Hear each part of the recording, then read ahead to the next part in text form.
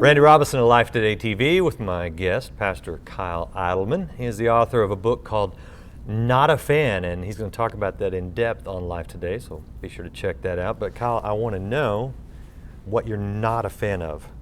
Good. It's a good question. Yeah. We all have things that we're fans of, not a fan of, and typically we are speaking in terms of celebrity or maybe a sports team, and really that's kind of the thought or the mentality that served as the impetus for being not a fan of Jesus. Because at first it seems a bit sacrilegious. I mean, shouldn't we all be fans of Jesus?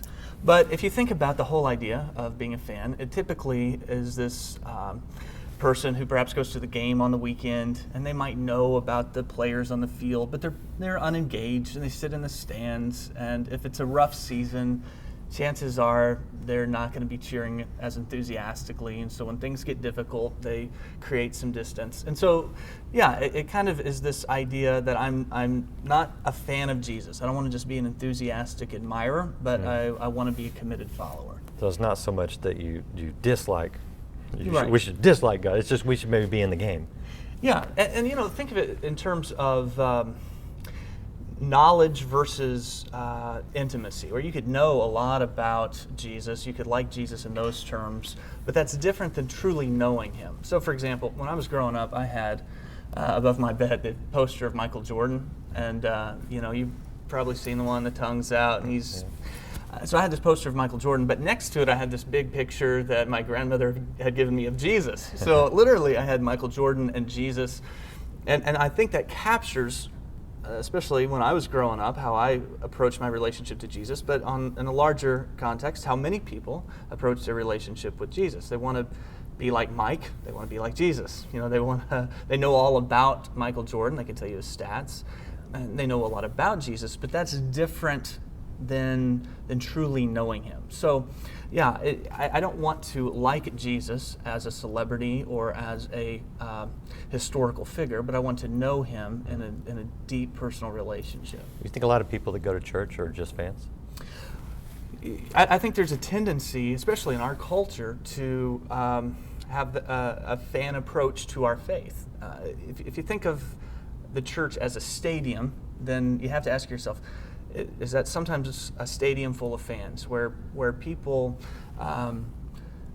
it's a relationship on their terms. In other words, they like being close enough to Jesus to get the benefits. They don't mind the bumper sticker or the Jesus fish on the back of the car, but they don't want to be so close that it requires any commitment from them, that it demands any sacrifice of them. And so I think, while it's not true across the board with churches, it has to be something that, as church leaders, we're sensitive to. Is there a fan culture being created where there are a lot of admirers of Jesus versus committed followers of Jesus? You started pastoring at a young age. How'd you get into that? I couldn't get any church to hire me. I wanted to preach. I felt a call to preach, but I didn't want to. I would have been a horrible youth pastor, right? And I wanted to preach. And so I looked around and tried to find a place where I could preach, and God just didn't open those doors. And so I went to go start a new church in Los Angeles, California. And I was 20 years old, and I really had no idea what I was doing. But the Bible says that God chooses the weak things of the world, and he used, I think, a lot of my lack of experience to accomplish what he wanted to there. So I go to Los Angeles, California at the age of 20, start this new church at 21. And really, a lot of what comes out in the Not a Fan book began in that context and that experience of church planting. Because when I went to plant a church, I didn't know what I was doing, and I began to approach it really subconsciously, as if it were a business, as if I were launching a business. So I was reading marketing books, and I was reading startup entrepreneur type biographies, thinking that, hey, if this new church has enough customers, if enough people are coming to it, then it'll be a successful launch. And so early on, there was this mentality that I subconsciously adopted that said, the more people that come, the more successful the church is going to be. But that's where the fan culture really begins. It begins by measuring things the wrong way. We start to say, okay, success in a church means X amount of people coming. The way I get more people to come is by delivering this kind of message that it's more appealing or it's more comfortable. And before you know it, you've got the fans instead of the followers. Is there anything positive you learned out of some of that kind of startup stuff? I mean, absolutely. You know that how God covers you with His grace again and again. Yeah. So, you know, where He took a lot of what I didn't know and helped teach me as I interacted with people, and I started to hear their stories, and I put a little experience under my belt, that just the truth of Luke 9, that you find life by dying to yourself. And the way, in fact, I ended up calling the church Real Life Church, that real life is found in dying to ourselves and living for Christ. And so I kind of went into it with that mentality, but as I began to talk to people, I discovered that, look, what people need isn't just partial truth. It isn't just what sounds the best, or you know what you might give if you were trying to sell people something, but they need what sometimes is reserved as the small print. They need the whole truth of the gospel, and that's where life is found. And so, yeah, on that journey, I began to see that. I began to discover that in my own life, and then just pastoring others. Has it been just all easy, smooth sailing since then? Yeah, easy all the time. No, you know, I think the hardest part of this message, but just in general, is that you know whenever you begin to speak a message, or God is working on bringing something together, that He's going to bring you to a place where you're convicted personally, where there's brokenness in your own life. And you know, it's one of the most humbling things as you're studying God's Word.